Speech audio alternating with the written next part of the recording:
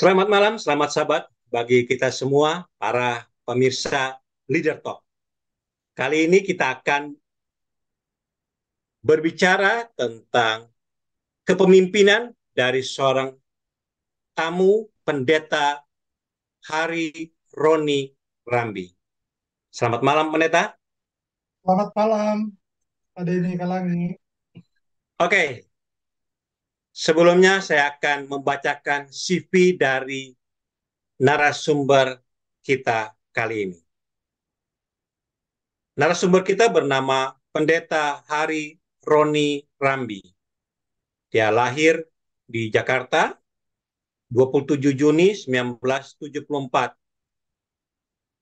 Beliau sudah menikah dengan Ibu Erna Arsyad dengan memiliki dua orang anak, Vanessa dan Brenda. Kedua-duanya sedang berkuliah di Unclub. Di pendidikan dari narasumber kita, sekolah SMA-nya tamat dari SLA Tompaso, Manado, kemudian melanjutkan ke Universitas Kelabat, mengambil S1 teologinya, kemudian melanjutkan Master Divinity di IAS Filipina, dan saat ini lagi mengambil program doktor sejak 2020 kemarin. Nah, pengalaman kerjanya menarik, nanti kita akan bahas, karena beliau ada di dua uni. Beliau setelah tamat dari uh, Unclub, beliau melayani di jemaat di daerah Sulsel, Sulawesi Selatan Tenggara. Kemudian setelah tamat dari IAS, beliau melayani di Jakarta sampai saat ini. Itu singkat, nanti saya akan mulai bertanya-tanya pada narasumber kita, tantangan, pengalaman, mujizat yang pernah pendeta alami, rasakan selama pelayanannya di ladang Tuhan. Baik, menarik sini pendeta dari bidang sekolah, pendeta menamatkan dari SLA Tompaso. Pendeta lahir di Jakarta. Boleh tahu pendeta, ada kenapa pendeta sekolah di sekolah yang berasrama di SLA Tompaso? Ada hal yang khusus sehingga sampai pendeta berkuliah, bersekolah di SLA Tompaso. Boleh pendeta ceritakan sedikit? Oke, terima kasih ya, Pak Denny Kalangi. Jadi sebenarnya pindah dari Jakarta ke Manado itu karena ikut orang tua. Jadi karena orang tua pindah, maksudnya tinggal ke Manado, maksudnya kembali ke daerah. Jadi saya ikut dan disarankan untuk sekolah di SLA waktu itu. Karena sekolah itu katanya sekolah Advent yang bagus, sekolah berasrama, supaya hidup teratur. Jadi katanya kalau di asrama, dari bangun tidur sampai nanti mau tidur malam, semua diatur. Supaya hidup ini teratur dan terbiasa mandiri. Itu aja sih sebenarnya. Jadi bukan karena apa, tapi karena orang tua udah nggak tinggal di Jakarta, jadi ya kita ikut orang tua. Baik, luar biasa. Supaya hidup teratur. Nah, Karena maksudnya yang saya mau ceritakan, waktu di Jakarta kan sekolah itu dari SD, SMP itu kan harus naik-naik bus kan. Jadi kalau misalnya dekat sekolah bagus, tapi kalau kebetulan tinggal agak jauh, jadi antara perginya buru-buru, pulangnya nanti terlambat, makan segala lain sebagainya. Jadi sepertinya pilihan masuk asrama itu supaya hidup teratur dan lebih sehat. Itu aja. baik, luar biasa. Hidup teratur dan lebih sehat. Itulah pilihan sehingga pendeta kita ini mengambil sekolah yang berasrama. Nah, setelah sekolah berasrama, pendeta melanjutkan kuliah di ongklab yang berasrama juga. Yang menarik, mungkin kita perlu tahu apa yang menyebabkan pendeta memilih jurusan teologi. Adakah hal-hal yang suatu hal yang membuat pendeta keputusan tergantung dari orang tua atau hal yang lain sehingga pendeta memilih untuk mengambil jurusan teologi? Bisa pendeta ceritakan? Oke, terima kasih. Jadi memang eh, saya di SMA itu kan biasa ada pilihan-pilihan jurusan ya. Kalau sekarang jurusannya IPA IPS. Dulu A1, A2, A3 sampai A4. Dan kebetulan waktu SMA saya pilih A1. Ya dengan harapan mungkin bisa kuliah teknik atau lain sebagainya jurusan itu. Tapi memang eh, untuk menjadi pendeta sebelumnya belum kepikiran. Dan waktu kecil saya sempat aktif di gereja juga. Tetapi aneh setelah remaja, seolah-olah eh, gimana ya, ada penurunan begitu untuk ambil bagian di gereja. Nah, begitu mau tamat SMA, ada seorang pendeta dari Uni yang eh, buat panggilan. Dia biasa kan di SLA itu ada minggu sembahyang. Dan jabatannya waktu itu adalah sekretaris asosiat kependetaan ya. Dan dia panggil kita yang kelas 3. Semua udah pulang dan dia kasih panggilan. Kamu tahu sekarang yang masuk jurusan kependetaan itu tinggal sedikit. Hanya dihitung dengan jari. Dan saya mau kamu yang pintar-pintar ini mau jadi pendeta. Jadi jangan jadikan jurusan pendeta itu jurusan buangan, tapi itu pilihan. Dan memang sekelas saya itu ada beberapa mereka itu anak-anak pendeta, tapi saya bukan anak pendeta. Jadi dari situ sepertinya sudah ada panggilan, tapi saya pikir nanti aja lah. Tiba-tiba setelah tamat pulang ke rumah, orang tua lagi. Kebetulan orang tua saya lagi keluar daerah, oma opa saya lagi bilang, kami suka kalau kamu jadi pendeta. Saya bilang, waduh, dari sekolah udah dapat panggilan, pulang rumah lagi, dapat panggilan lagi. Gimana ya? Dan akhirnya tibalah saatnya mendaftar. Saya pertama-tama mungkin mau suka kuliah di negeri, tapi karena sudah lewat, akhirnya datang ke Unclub, dan biasalah disuruh ikut tes bahasa Inggris, matematika. Saya pikir-pikir, iya, supaya siapa tahu udahlah ambil jurusan lain aja, mungkin ekonomi atau yang lain. Tapi entah kenapa, begitu jurusan yang mau dipilih suruh, taruh, harusnya mungkin saya tulis akhirnya saya tulis jadi F. Dan akhirnya keterusan untuk filsafat. Dan begitu kuliah hari pertama, teman-teman yang udah kenal dari SMA bilang, kamu mau jadi pendeta juga? Mereka ketawain saya. Tapi akhirnya begitulah awal, sehingga dengan panggilan-panggilan ini akhirnya saya pikir ini mungkin sudah jalan Tuhan. Saya udah nggak bisa menghindar dan saya rasa seperti memang eh, harus ke sini ini jalan saya. Karena sepertinya saya nggak tenang kalau saya nggak masuk ke Unclub dan pilih ini jurusan. Karena masih terngiang-ngiang juga itu panggilan dari pimpinan di Uni waktu itu.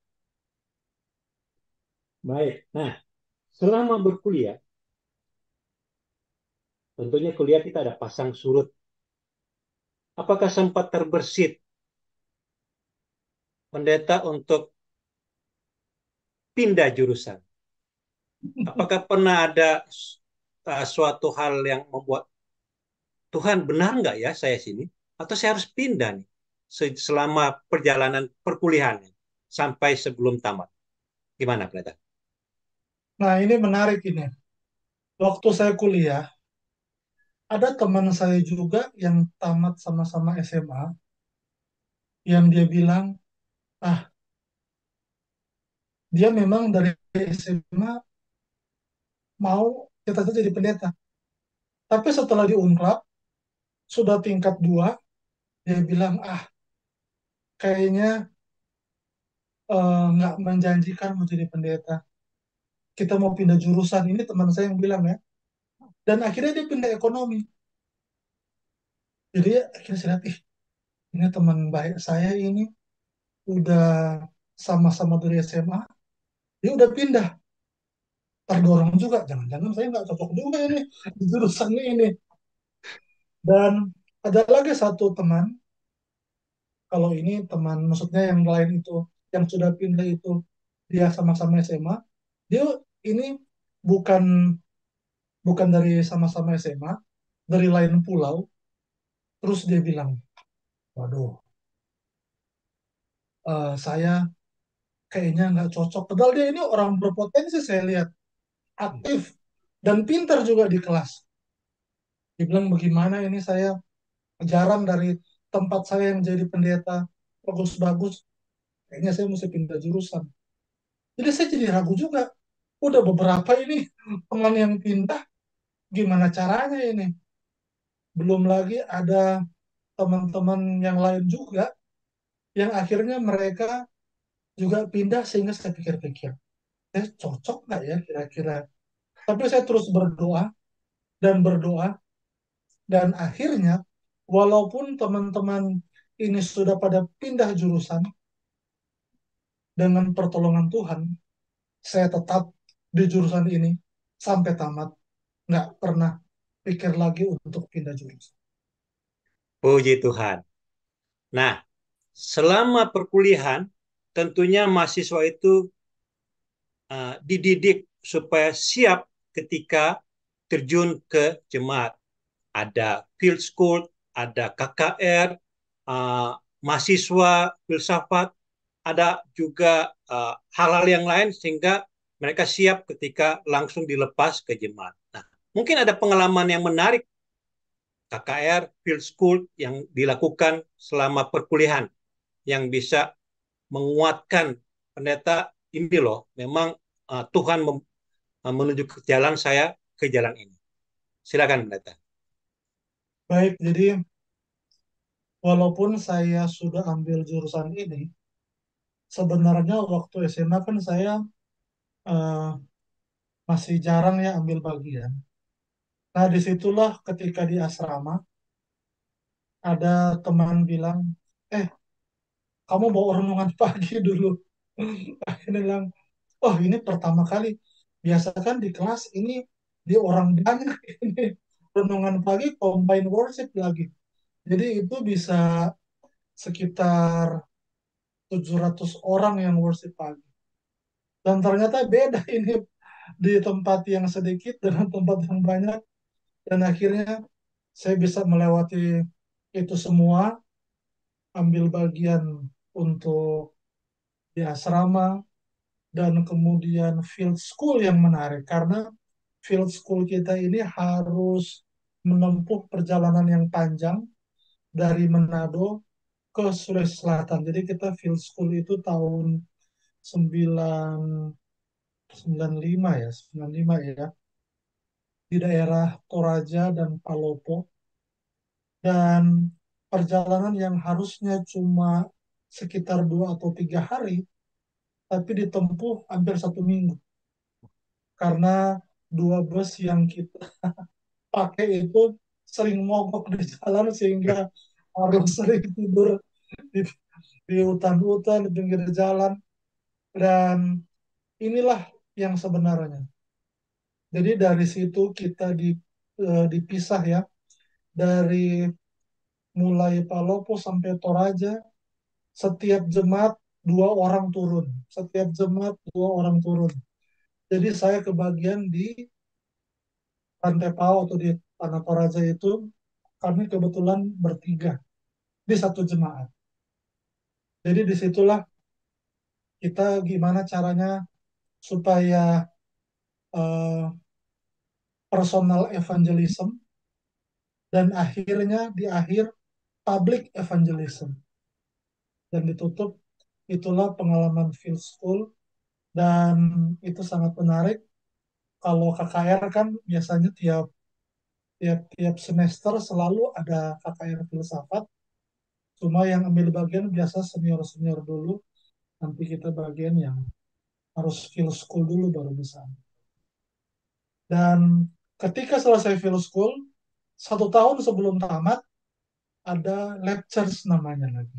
Ya, Jadi lectures. kita semester pertama itu ditempatkan di satu jemaat dan kamu ditugaskan di sana sudah seperti pendeta beneran.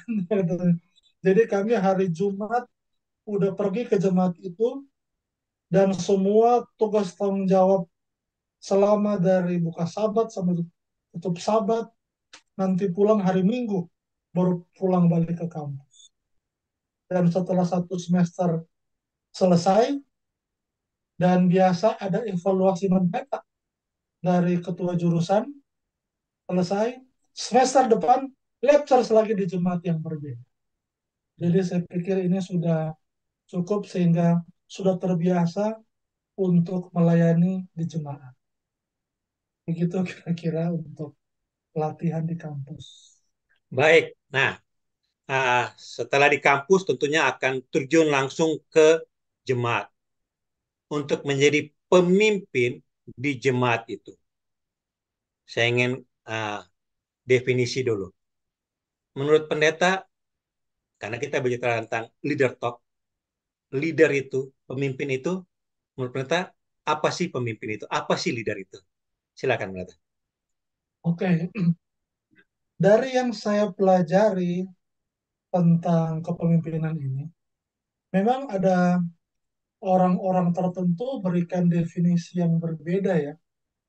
Ada yang bilang di mana pemimpin itu bisa membujuk kelompok untuk mengejar tujuan dari pemimpin tersebut. Ada lagi yang bilang kepemimpinan itu adalah pengaruh atau influence ya, di mana kemampuan seseorang itu mempengaruhi orang lain. Ada juga penulis terkenal yang bilang pemimpin Kristen itu orang yang dipanggil Tuhan untuk memimpin melalui karakter seperti Kristus. Menunjukkan kompetensi supaya dia memimpin dengan efektif. Dan pemimpin tugasnya adalah mempengaruhi umat Tuhan untuk menuju tujuan Tuhan. Jadi singkatnya sebenarnya dalam kepemimpinan rohani ini kita harus menggerakkan umat kepada tujuan Tuhan atau agenda Tuhan. Kalau memang kita adalah pemimpin-pemimpin rohani. Baik, terima kasih. Nah, jemaat pertama yang pendeta layani adalah Jemaat Bone, Sulawesi Selatan. Ini Ya, uh, daerah yang penuh tantangan, saya percaya. Pendeta masih baru ditempatkan di daerah tersebut ini. Nah, biasanya pendeta masih baru masih gemetaran-gemetaran nih kalau menghadapi jemaat. Apakah ada pengalaman unik, pengalaman menarik di jemaat pertama ini dengan pendeta? Sebagai pendeta yang masih baru, fresh graduate. Silakan. ya memang sejak tamat saya ditempatkan di jemaat ini. Ini juga saya juga kan eh, kuliah sekolah di Manado. Jadi belum pernah kenal ini Sulawesi Selatan. Begitu datang di Sulawesi Selatan, langsung ditempatkan di Bone itu sekitar 150 kilometer dari Makassar. Dan itu mayoritas Muslim. Dan yang menarik di situ, itu nggak ada gerejanya. Jemaat itu. Jadi kita berbakti di tempat kursus. Jadi karena sulitnya mendapat izin dan juga susah bangun gereja, jadi ada anggota jemaat yang buka kursus bahasa Inggris. Jadi setelah dibuka kursus bahasa Inggris, dari hari Senin sampai hari Jumat, tempat itu berfungsi sebagai tempat kursus bahasa Inggris. Nah, di hari Sabat baru dibikin pelajaran sekolah Sabat buat ibadah. Jadi seolah-olah ini tempat ada kegiatan terus setiap hari. Jadi itu uniknya. Dan memang jemaat di situ uh, belum lama diorganisir. Jadi begitu saya sampai, mungkin baru sekitar beberapa tahun itu diorganisir jadi jemaat. Jadi uniknya kita nggak punya tempat ibadah dan harus kenalan dengan pemimpin setempat, Pak RT atau lurah di tempat itu, dan supaya lebih akrab, saya diminta tolong sama yang punya kursus supaya bantu-bantu juga mengajar. Jadi supaya orang-orang udah terbiasa lihat saya ini seorang guru tiap hari mengajar dan juga nanti guru lagi untuk sekolah sahabat, guru rohani anak di situ. Jadi itu yang unik. Dan yang berikut tempat tinggal lagi waktu itu agak sulit. Dan setelah dapat, saya tinggal bersebelahan dengan rumah seorang dukun di tempat tersebut lagi. Jadi saya pikir-pikir, aduh, saya masih baru ini di sebelah dukun. Saya banyak berdoa aja, jauh dari mana-mana ini, baca buku buat, wah saya pikir ini. Tapi saya pikir, ah biasa-biasa aja lah. Yang penting kita baik sama orang, kita ramah, dan nggak terjadi apa-apa, nggak pernah ada gesekan. Yang penting kita senantiasa mau melayani dengan tulus. Dan uniknya lagi, karena mereka ini jemaat kecil, jadi jadwal itu walaupun sudah dibuat, hampir semua saya ngambil bagian. Jadi walaupun saya udah bilang ini Pak Ketua khotbah, akhirnya hampir tiap saat saya yang khotbah ganti-gantian sama ketua jemaat. Begitulah yang akhirnya uh, di jemaat yang baru itu, dan di jemaat baru ini ya karena masih baru ya, jadi lama-lama udah terbiasa untuk semua kegiatan karena hampir semua saya yang ambil dari sekolah sahabat sampai acara PA. Baik, setahun setelah di Jemaat Bon ya, pendeta ini dipindahkan ke kota dan nggak main-main, langsung ke jemaat yang terbesar di kota Makassar dan yang punya sekolah adalah Jemaat Durian. Nah, ini dari jemaat kecil langsung pindah di jemaat terbesar juga yang punya sekolah, ada sekolah di sana. Ada hal yang menarik pendeta yang bisa pendeta sampaikan pelayanan di jemaat Durian. Juga kalau ada mujizat juga. Silakan pendeta kalau ada menarik nih jemaat Durian ini. Silakan. Oke, jadi pendeta muda dari yang kecil baru pindah ke jemaat yang terbesar di kota Makassar. Ini tantangannya beda lagi. Kalau kita biasa memimpin, nah kita sekarang harus berkolaborasi ini dengan pemimpin-pemimpin di jemaat itu. Dan memang di jemaat itu kita dua pendeta ya. Jadi satu pendeta senior, saya yang asosiatnya. Jadi begitu masuk diperkenalkan, jadi secara khusus saya harus lebih banyak di orang-orang muda. Jadi kalau ada sekolah, biasa diminta ambil bagian kalau ada acara chapel atau acara-acara chapel tingkat SMP yang lalu waktu lu kan baru SD SMP itu. Nah, sekali-sekali saya diminta untuk ambil bagian. Dan menarik di situ, pemuda Adventnya aktif. Jadi dari hari Jumat malam, kita udah Vesper sama-sama, latihannya sama-sama.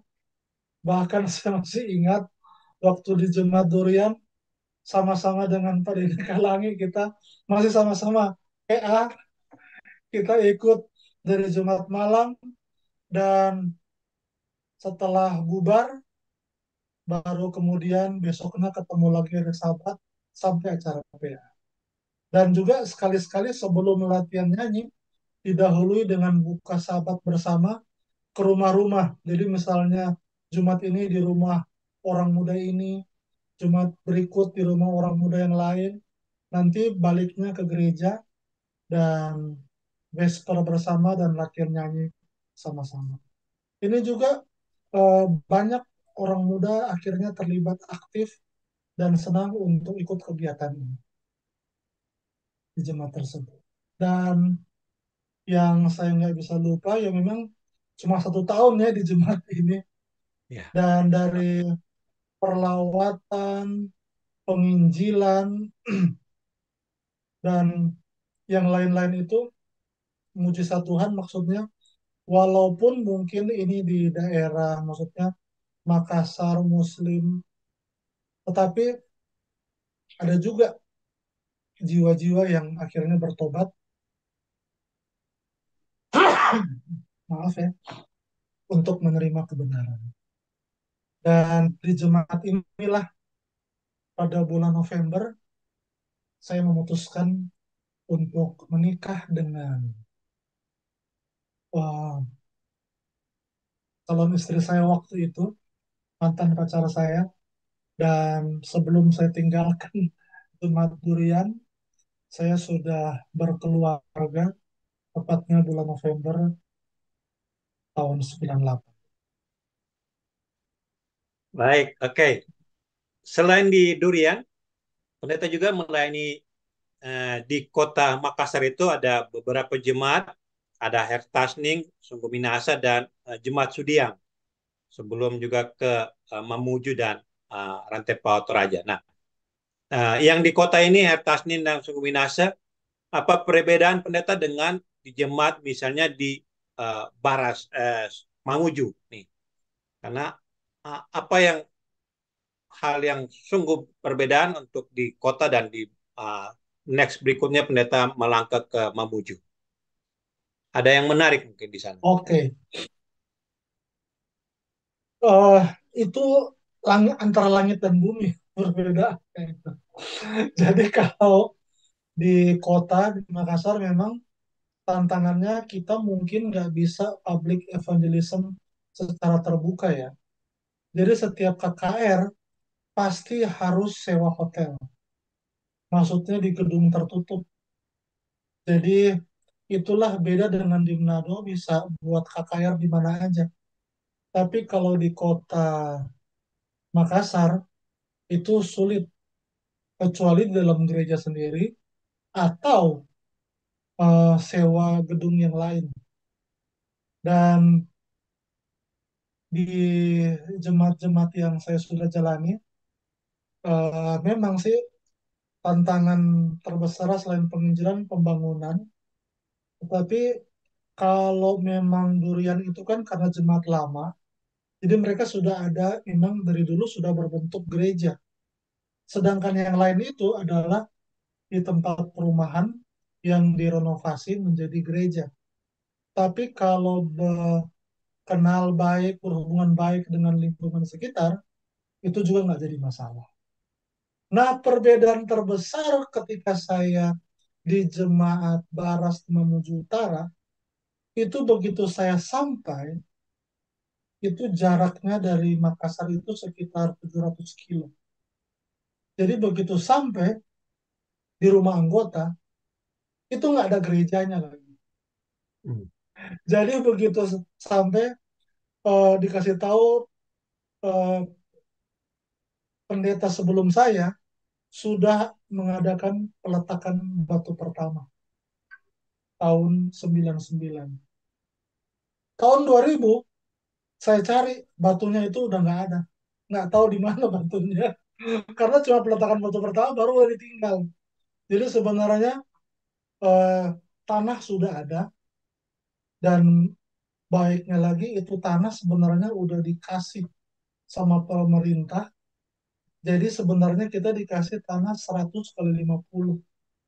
Tapi karena tunda-tunda nggak membangun, akhirnya dikasihlah 50 kali 50 di denominasi lain, sehingga kita cuma punya lagi 50 kali 50.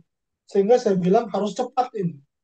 Jadi karena uh, belum ada bangunan sama sekali, kita hanya beribadah di salah satu tempat darurat di samping kebun rumah anggota. Dan kita usahakan supaya membangun kerohanian anggota jemaat, kita harus doa, puasa, doa subuh, dan juga komitmen. Saya minta sama anggota-anggota, kalau perlu komitmen 1 bulan gaji untuk memulaikan ini pembangunan gereja. Dan puji Tuhan, 1 tahun saya di situ, gereja sudah berdiri. Luar biasa. Walaupun walaupun dengan modal awal, dengan minta sumbangan anggota di kota, akhirnya sudah bisa berdiri di atap, sudah eh, semuanya ada walaupun belum ada pintu dan jendela, belum ada di apa namanya, baru berbentuk bangunan darurat juga, belum ada pintu, belum jendela, belum di plester, tapi minimal ini sudah berbentuk gereja karena sudah sampai di atas. Hmm. Tapi kemudian terhenti di situ karena udah nggak ada dana lagi untuk melanjutkan itu. Dan walaupun ini belum bisa selesai ini gereja, saya memberanikan diri undang pemimpin conference untuk buat public evangelism. Hmm. Jadi nggak ada tempat, ya sudah kita buat di gereja yang ukurannya sekitar 8 kali 20 meter ini. Saya pikir kalau undang tamu juga bisa cukup banyak dan ada anggota jemaat yang sumbang kayu. Jadi kita gergaji ini kayu dikasih contoh. Jadi masing-masing keluarga bikin 1 atau 2 bangku sehingga jadi banyak Oh, bangku swadaya. ya yang bisa dipakai di gereja. Bangku apa adanya ya. Dan jadilah bikin public evangelism beberapa kali dan ada jiwa-jiwa yang bertambah untuk masuk di gereja Advent di daerah tersebut. Puji Dan Tuhan. saya nggak habis pikir, walaupun ini saya di sana 4 tahun ya, 2000 selesai, 2001 mandek lagi, 2002 maju lagi, sampai akhirnya 2003 benar-benar finish, selesai total, sampai di plafon, sampai di apa pakai keramik semuanya, dan diadakan upacara penabisan, undang camat, undang kepala desa, semua pemimpin-pemimpin dan tentunya pemimpin-pemimpin conference datang untuk mentahbiskan gereja tersebut. Itu Puji Tuhan. kenangan tak terlupakan, walaupun dengan banyak ujian, tantangan, air mata, karena biasa udah rahasia umum di mana ada pembangunan ini banyak setannya ini. Banyak sekali yang suka ada akhirnya salah paham, tapi kita bilang mari kita datang berdoa lagi untuk maju terus sampai akhirnya bisa selesai. Baik, sebelum pendeta melanjutkan kuliah ke Ayas, jemaat terakhir yang pendeta layani adalah jemaat Rantepau, jemaat Bolu, Bolu di Rantepau, Tanah Toraja. Nah, budaya dan adat di sana cukup uh, erat, cukup keras.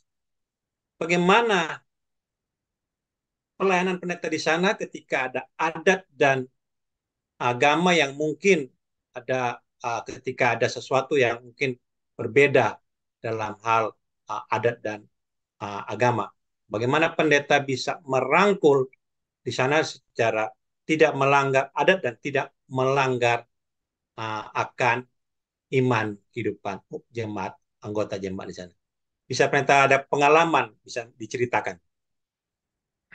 Baik ya, jadi kalau di jemaat yang di tempat menuju utara itu memang adatnya kan udah campuran karena itu daerah transmigrasi. Jadi nggak ada adat yang dominan, tapi ketika pindah ke Makassar dan ke Toraja, nah disinilah adat itu sangat dominan. Dan orang-orang Toraja, mereka sangat kuat untuk tradisi pemakaman keluarga. Jadi kalau orang tua mereka meninggal, itu nggak harus dikuburkan, nggak langsung dikuburkan, tapi mereka simpan dulu mayat ini, awetkan dulu, dan taruh di tongkonan di rumah adat. Nanti setelah anak-anak sukses, baru kemudian dibuatlah upacara adat yang megah untuk menguburkan orang tua yang telah meninggal itu. Nah, setelah saya masuk ke jemaat ini, saya 2 tahun di jemaat Bolu ini, dan memang beberapa dari anggota-anggota jemaat ini sudah nggak ikut adat lagi. Jadi sebenarnya ada anggota-anggota kita yang memang berani tinggalkan adat demi iman mereka. Tetapi yang lain masih ada juga beberapa yang masih terikat dengan adat ini. Dan mereka akhirnya terus ikut dengan adat seperti ini. Dan memang selain memang ada beberapa denominasi, salah satu denominasi juga yang memang menentang kuat adat ini, tetapi eh, akhirnya mereka juga jadi bagaimana ya dengan keluarga mereka, seperti agak jauh hubungan keluarga ini. Dan kita di gereja Advent, saya hanya nasihatkan bahwa kita harus lebih taat kepada Tuhan daripada kepada manusia. Dan kita harus lebih setia untuk ikut firman Tuhan daripada ada tradisi. Tetapi kita nggak pernah memaksakan. Karena yang berat di adat sebenarnya adalah ketika dibuat upacara ini, jadi ini kan kayak arisan. Ketika keluarga yang lain bawa tedong atau ya istilahnya kerbau, babi, ini harus dibalas. Jadi ketika sudah ada catatan-catatan itu, maka bisa sampai bukan cuma kita yang harus balas, dan turunan-turunan kita juga harus balas untuk memberikan apa yang mereka telah berikan ketika upacara adat itu berlangsung. Dan saya sudah beberapa kali menghadiri upacara adat ini, dan memang adat itu sangat kental. Dan mereka sudah terbiasa, dan lama-kelamaan sudah lebih banyak anggota kita yang berani tinggalkan adat untuk setia dalam iman mereka, untuk setia di gereja, setia untuk ikut dalam penurutan kepada firman. Jadi tetap nggak dipaksakan, tetapi kita hanya mengajar saja, mengimbau. Kalau memang sudah waktunya, mereka akan tinggalkan, mereka tinggalkan. Baik, terima Nah, kasih. dan ada lagi yang menarik, maksudnya, Oh, silakan. apalagi sudah jadi anggota kita, tapi karena bisnisnya mereka buat ternak babi, mereka juga masih lama sih udah lewat-lewat. Bilang kita udah mau makan babi pendeta, tapi ini kita cuma ternak.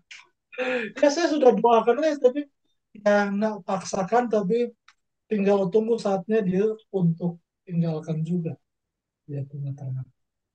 Luar biasa. Kita doakan hal-hal seperti ini untuk tadi uh, untuk selalu punya iman untuk kepada Tuhan. Nah, setelah dari Tanah Toraja di Jemaat Bolu, pendeta uh, mengambil kuliah, melanjutkan kuliah di IAS Filipina selama 2 tahun.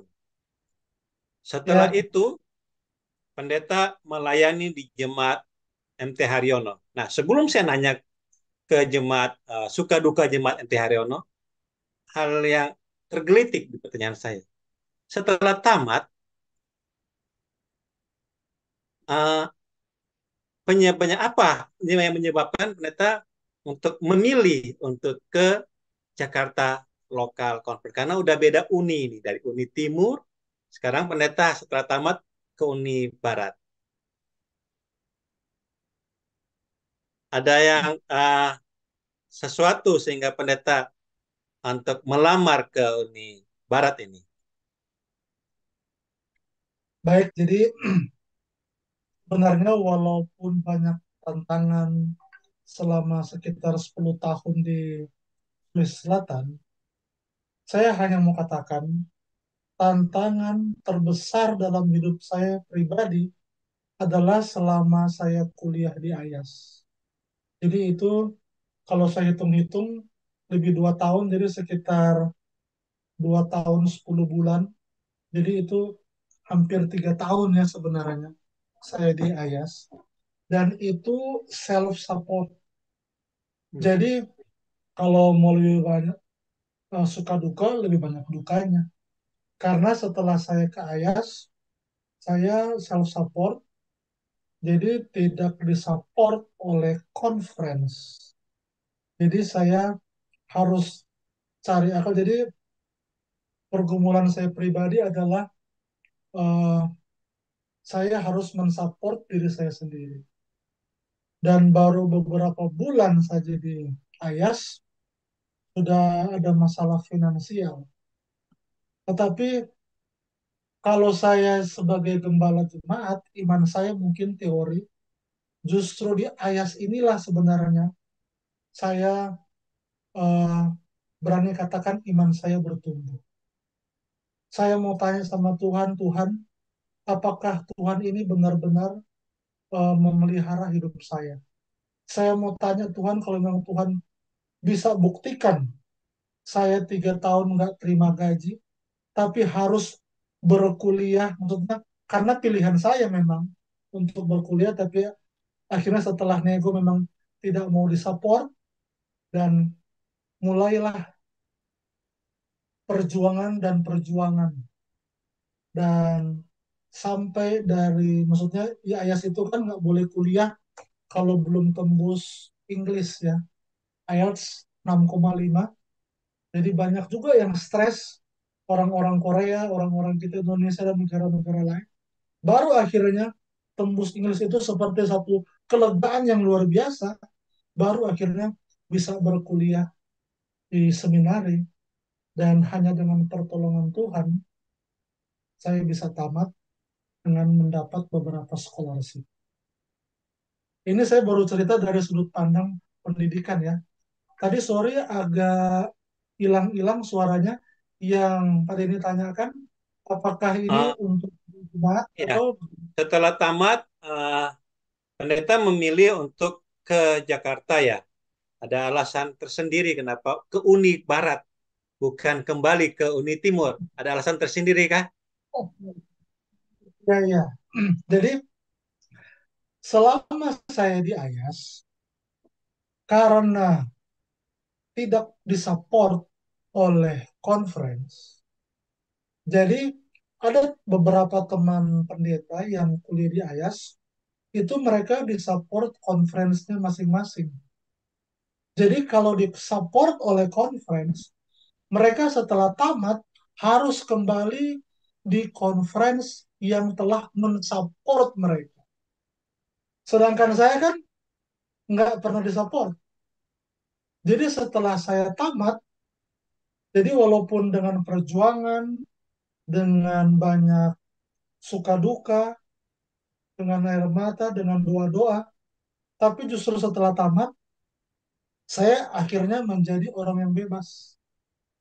Dan ketika memang ini ceritanya ya, tamat aja bergumul mau cari uang tiket pulang. Jadi tiketnya cuma sampai Jakarta. Sampai Jakarta, belum ada tiket pulang juga ke Makassar. Dan sampai di Jakarta, itu bulan Oktober akhir. Jadi dari conference juga nggak ada uang tiket. Jadi akhirnya teman-teman di Jakarta bilang, coba keliling-keliling dulu, apa melayani di Jakarta. Baru disuruh buat surat lamaran. Dan ketika bulan Desember atau awal Januari itu, saya udah siap-siap pulang karena mereka juga mau terima saya di Sulawesi Selatan, tapi terima di tempat, nggak bisa saya juga pulang karena belum ada tiket pulang. Tiba-tiba dari Conference TKI Jakarta kasih surat SK penempatan di MT Haryono. Dari situ akhirnya saya pikir ya ini yang duluan dapat SK, dan akhirnya sejak 2011 Januari saya melayani di Jakarta Local Con. Baik, jemaat pertama yang pendeta layani di jemaat Jakarta Local Conference adalah jemaat cukup besar di Jakarta, jemaat MT Haryono. Nah, tentunya punya pengalaman menarik nih di jemaat yang besar ini. Boleh pendeta ceritakan apa pengalaman menarik yang bisa disampaikan di jemaat MT Haryono ini? Silakan pendeta. Jadi memang setelah saya tamat dengan penuh perjuangan, saya berdoa sama Tuhan. Tuhan, pokoknya kalau udah tamat, mau di mana aja, terserah Tuhan. Tapi begitu dapat SK, oh Tuhan, kenapa saya ini baru pertama, belum pernah melayani di kota besar, walaupun di Makassar, ini di Jakarta dan di Jemaat Emperiono, tapi dengan pertolongan Tuhan, saya terima eh, SK ini, dan mulailah saya melayani dengan sukacita, mulai dari perkenalan, dan ternyata tantangan terbesar adalah tantangan penginjilan. Jadi karena ini jemaat besar, bagaimana saya ditantang untuk buat program penginjilan di jemaat ini. Jadi setelah eh, rencana kerja awal tahun, akhirnya dibuatlah kelompok-kelompok kecil, dan saya yang harus bertugas untuk menangani kelompok-kelompok ini. Penginjilan ya, sebelum akhirnya ada KKR. Karena biasa kalau KKR, biasa undang-undang tamu pembicara dari luar, atau juga beberapa kali kita KKR gembala, jadi hanya gembala-gembala di MT Haryono aja yang buat KKR. Jadi yang menarik kalau buat KPA itu, Jakarta ini macet. Jadi pergi macet, habis pulang macet lagi. Jadi memang benar-benar pulang malam itu hampir tiap malam, maksudnya tiap hari itu pulang malam. Biar Jumat juga. Kadang ada KPA di Cibubur, ya bayangin aja. Pergi Cibubur, mau balik ke Jakarta Pusat lagi, dan lain sebagainya. Itu sampai-sampai saya pernah beberapa kali itu kena eh, batuk-batuk juga itu karena keseringan di jalan, karena mau cepat supaya nggak kena macet, baru potong zigzag dengan motor, dan itulah maksudnya benar-benar perjuangan supaya kelompok-kelompok ini bisa jalan. Dan karena ini jemaat besar, banyak juga orang-orang tua yang mendahului. Jadi banyak lagi acara kedukaan. Jadi tantangannya harus siap sedia. Kadang harus adakan upacara peminyakan tengah malam, karena saya juga Jumat malam akhirnya harus adakan upacara peminyakan, pulang udah jam 3 subuh. Padahal ini besoknya Sabat. Dan harus standby jam 8 udah harus di gereja lagi. Jadi benar-benar ini menguras energi juga. Dan saya berdoa Tuhan berikan kesehatan yang prima supaya bisa tetap sehat dalam pelayanan-pelayanan karena ada pelayanan keluar, ada juga hari Minggu kelompok-kelompok lain pelayanan untuk sektor-sektor di mana mereka tinggal. Jadi kelompok-kelompoknya ada kelompok Bekasi, kelompok Cibubur, kelompok Tebet dan lain-lain. Dan itu juga ada kelompok-kelompok mereka yang hari Minggu itu mereka bikin kumpulan dan tetap kita harus standby untuk pelayanan-pelayanan. Memang Baik, melelahkan, tapi puji Tuhan ini satu pengalaman yang luar biasa. setelah jemaat MT Haryono, pendeta melayani jemaat Kiwi, jemaat Solafide, jemaat Senguang, dan jemaat Serpong Gracia. Dari keempat jemaat ini, ada yang menarik pendeta yang bisa pendeta sampaikan. Baik kalau jemaat Kiwi, saya baru 1 tahun, tiba-tiba ini lagi akrab-akrabnya langsung pindah ke jemaat Salafide. Jadi mereka bilang, loh kok cepet banget ini harus setahun langsung pindah. Tapi kalau dari keempat jemaat ini, di jemaat Cangkuang, CMC inilah saya paling lama, yaitu mungkin 5 tahun lebih itu. Jadi kalau jemaat-jemaat yang lain itu kan eh, cara ibadahnya standar ya, maksudnya sudah seperti gereja-gereja biasa. Tapi ketika masuk di Cengkuang ini, di CMC ini mereka memfokuskan penginjilan lewat kesehatan. Jadi yang menarik adalah kita harus menghidupkan pola hidup sehat. Jadi kita harus jadi contoh. Dan yang menarik di Jemaat Cengkuang, bahwa yang diterima di jemaat ini nggak boleh yang gemuk-gemuk. Dalam arti kalau misalnya saya punya perut agak buncit, langsung begitu sampai harus ada program supaya bisa kempes karena tiap sabat saya harus menjadi pembicara rohani, katanya harus jadi contoh. Jadi begitu sabat pertama ditimbang berat badan. Luar biasa. Dan akhirnya dengan olahraga teratur, makan sehat, saya sudah sampai di berat badan ideal.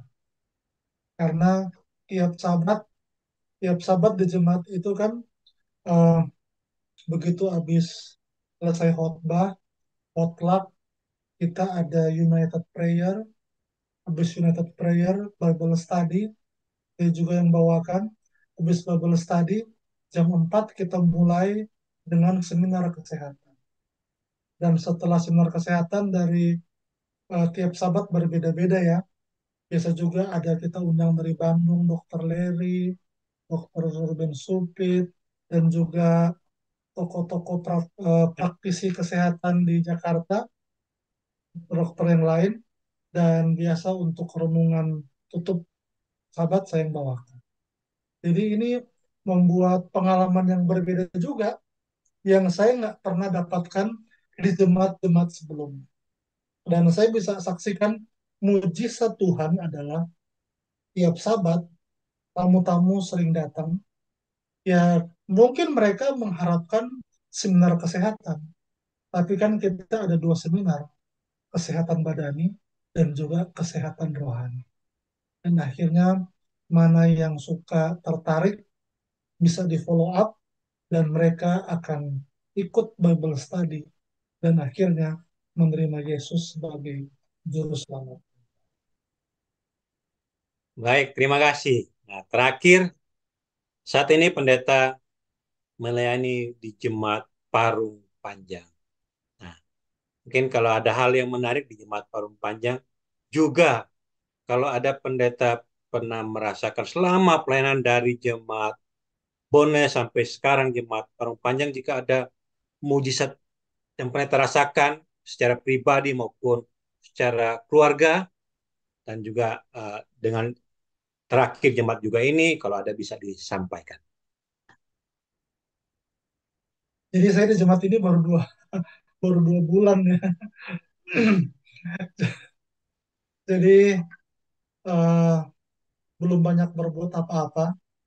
Tapi yang saya syukuri adalah mereka menerima saya dengan baik, dan di jemaat ini juga karena ini di pinggiran kota, jadi SDM-nya masih sedikit, dan saya harus banyak membuat apa eh, bantuan-bantuan yang lainnya buat anggota-anggota ini, termasuk jemaat yang di tempat saya bertugas sekarang nggak ada ya pianisnya, jadi saya harus turun tangan untuk main keyboard juga selama ibadah berlangsung. Dan kalau mau saya saksikan bahwa di jemaat-jemaat yang mungkin mujizat Tuhan benar-benar nyata, yaitu di daerah pedalaman ya, seperti di Mamuju Utara itu, benar-benar nggak ada listrik, nggak ada rumah, nggak ada gereja, dan dalam situasi seperti itu, justru disitulah saya merasa dekat. Jadi dari nggak ada apa-apa, bisa berdirilah di situ gereja Advent, mungkin gereja pertama yang berdiri, yang megah, walaupun sudah ada gereja-gereja lain ya, tapi dengan berdirinya gereja Advent, mereka bisa lihat bahwa ternyata gereja Advent walaupun di tempat yang jauh, mereka masih bisa bersih. Dan walaupun memang beda karakter di daerah agak pedalaman dengan di kota, dan mereka mungkin selalu butuh support, tapi dengan pertolongan Tuhan, kita bisa bersinergi, bisa kerjasama, supaya kita sama-sama membangun jemaat untuk lebih dekat kepada Tuhan. Jadi saya bisa rasakan ini mujizat Tuhan dalam pembangunan dan juga dalam penginjilan. Di mana Tuhanlah yang membawa jiwa-jiwa ini ketika kita mau merendahkan diri di hadapan Tuhan, karena hanya Roh Kudus yang bisa menobatkan. Dan mujizat terbesar yang bisa saya rasakan adalah di Ayas. Ketika saya menjadi student dengan self-support, dengan tidak terima gaji selama 3 tahun, saya merasakan ketika saya nggak punya apa-apa, di titik nol, kalaupun bukan nol, minus lagi. Tapi ketika satu sahabat, saya bilang, Tuhan, uang saya tinggal 1.500 peso. Kalau memang Tuhan mau bantu saya akan taruh uang ini di pundi-pundi buat perpuluhan. Tapi sesudah itu, Tuhan tanggung jawab kehidupan saya. Dan hari Sabat itu, orang nggak tahu penderitaan saya. Saya kasih masuk itu uang itu, dan saya berdoa. Seolah-olah nggak ada jawaban dari Tuhan. Dan saya bisa katakan bahwa sampai hari Minggu kok ini nggak ada apa-apa. Tapi ketika istri saya dengan sisa uangnya sendiri bisa ke pasar buat budget meal, dan akhirnya bisa sedikit jualan, dan pada minggu depannya saya bisa kasih latihan untuk main badminton bagi beberapa anak-anak Korea. Akhirnya di situ saya tahu Tuhan masih memelihara hidup saya. Saya bisa bayar apartemen tiap bulan, walaupun uang kuliah itu saya belum bisa bayar. Dan saya mau bilang, di tahun 2008 itu, ketika saya masih belum lulus di English Center, karena harus tamat IELTS 6,5, saya baru masuk untuk di level 3. Tapi setelah dites juga kan belum belum bisa 6,5, harus lewat lagi 2 bulan challenge. Dan mendaftar itu untuk lanjut ke level 3 saya nggak ada lagi uang. Tapi tiba-tiba ada bencana alam yang hebat di Cina sampai beribu-ribu orang tewas. Dan karena banyak yang korban, dari China Mission kasih tahu ke Ayas, semua orang Cina di Ayas jangan ditagih uang kuliahnya. Jadi mereka akan kirim bantuan.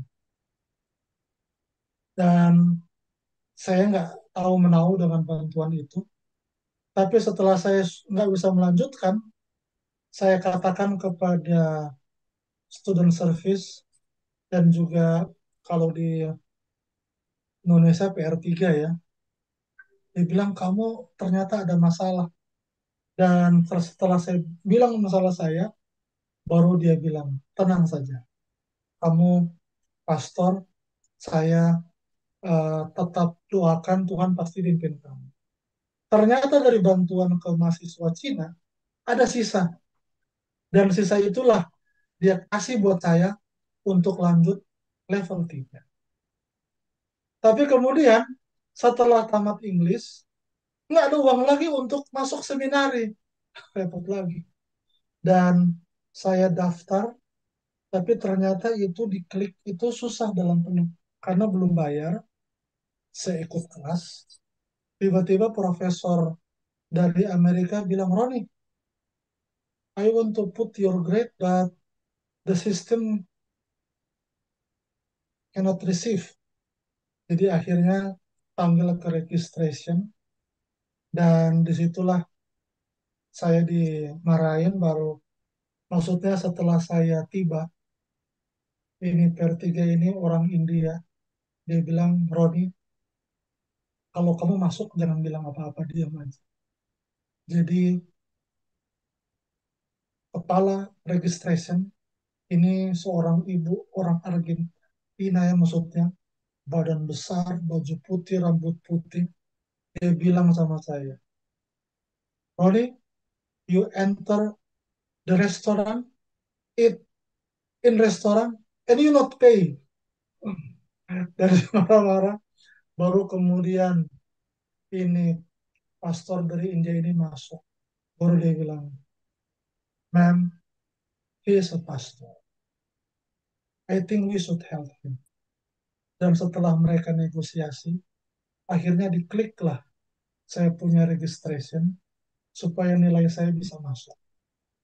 Dan sejak saat itu lolos, dan semester 1 itu bisa berakhir dengan baik.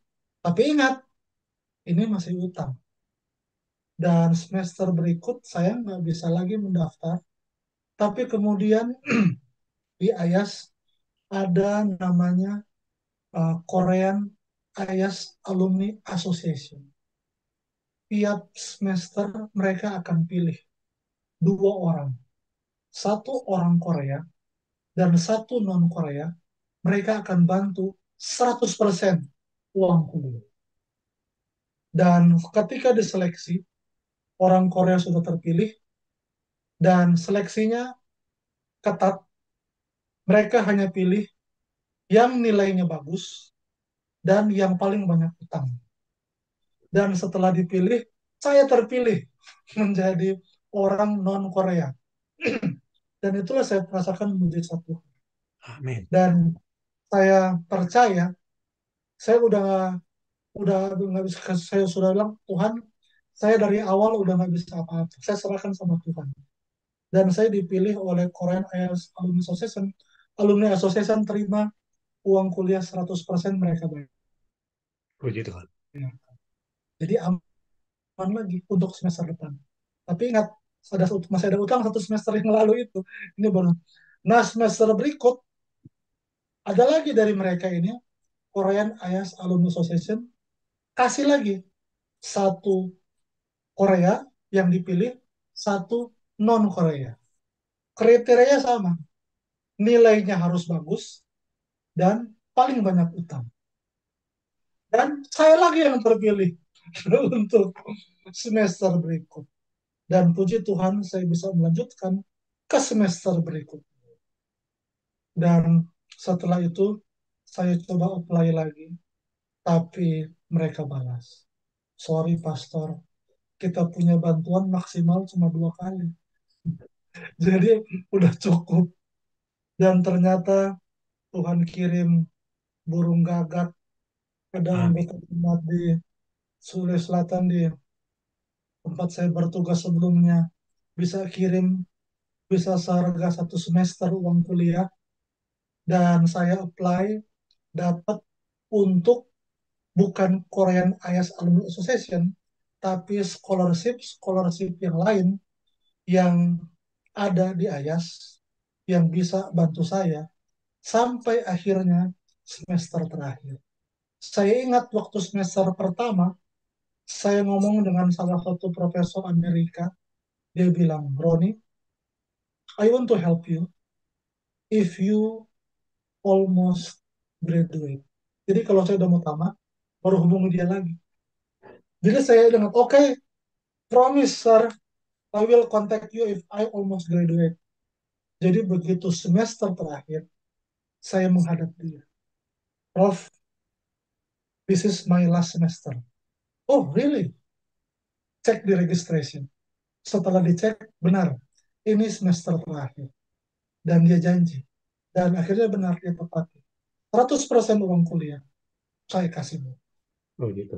Jadi akhirnya dari semua scholarship yang saya dapat ditutup dengan uh, ada scholarship IAS dan juga bantuan 100% dari Profesor Amerika ini. Sehingga saya bisa tamat bulan Oktober 2010. Jadi kalau saya mau bilang, kalau ada pendeta mungkin yang bilang banyak masalah, suka, duka di ladang, setelah rasakan ini self-support student, saya pikir kalau masalah di ladang, kita masih terima gaji. Tapi ini benar-benar nggak terima apa-apa dan harus berjuang untuk bisa survive dari bulan ke bulan, dari semester ke semester, itu hanya dengan anugerah Tuhan. Kasih karunia Tuhan. Dan saya percaya dengan campur tangan Tuhan, panggilan saya selalu ingin mengupgrade diri supaya pelayanan lebih baik lagi. Dan saya juga, walaupun yang lain-lain juga suka ikut kuliah, yang saat ini Jakarta Local Conference hanya 2 orang juga yang bisa tebus untuk masuk program AYAS yang sementara Luar biasa. kita itu. Saya hanya berdoa, hanya Tuhan yang bisa berhasil, dan hanya kepada Tuhanlah saya kembalikan hormat dan puji. Amin. Amin. Baiklah, Farnisa, ini kita sudah di ujung acara kita ini, tapi sebelum ditutup dengan doa oleh Pendeta Roni, mungkin ada closing statement 1 2 kata yang bisa disampaikan kepada leader Friends. Silakan. Baik, jadi kita lihat ya, di Alkitab contoh-contoh pemimpin itu, ada yang bilang ada pemimpin yang dilahirkan jadi pemimpin, ada yang juga ada yang diciptakan. Jadi kalau contoh seperti Yusuf, dia memang dilahirkan jadi pemimpin. Kenapa? Dari masa mudanya, Tuhan sudah kasih mimpi bahwa dia akan memerintah saudara-saudaranya. Walaupun saudara-saudaranya nggak percaya, tapi mimpi itu jadi kenyataan dan saudara-saudaranya gemetar di hadapan Yusuf. Kalau Musa, kita lihat Musa sudah 40 tahun di Mesir, tapi ternyata untuk memimpin umat Tuhan belum cocok. Harus dilatih dulu 40 tahun belajar kerendahan hati, baru Musa bisa memimpin umat Tuhan keluar dari Mesir. Yang saya mau bilang, seorang pemimpin adalah berani menanggung risiko, yaitu kesalahannya sendiri dan kesalahan umat. Jadi, 40 tahun pertama Musa lari itu karena kesalahannya sendiri. 40 tahun kedua, maksudnya 40 tahun dia harus ada di padang gurun. 40 tahun kedua, dia juga di padang gurun memimpin umat Tuhan karena kesalahan umat. Karena mereka bersungut-sungutlah sampai Musa harus pimpin mereka 40 tahun. Dan kita dipanggil untuk memimpin, menggerakkan umat ke agenda Tuhan,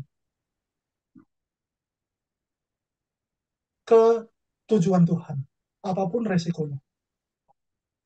Walaupun mungkin akhirnya jadi 40 tahun, Musa sendiri nggak boleh masuk, hanya boleh lihat. Tuhan tahu yang terbaik buat Musa, Tuhan tahu yang terbaik buat Yusuf, dan Tuhan juga tahu yang terbaik buat kita, sesuai dengan kapasitas kita masing-masing. Itulah closing statement dari saya. Baik, terima kasih. Pendeta bisa tutup kita dalam doa. Kita berdoa. Bapa kami dalam sorga, terima kasih atas pimpinanmu dalam hidup kami sampai hari ini. Kami percaya Engkaulah Allah yang perkasa, Bapa kekal, penasihat ajaib, Raja damai dalam hidup kami. Kalau bukan Tuhan, kami tak bisa berbuat apa-apa. Tuhan tolong kami, supaya kami menjadi pemimpin-pemimpin yang mengutamakan Tuhan, mengutamakan agenda Tuhan, dan bukan agenda kami.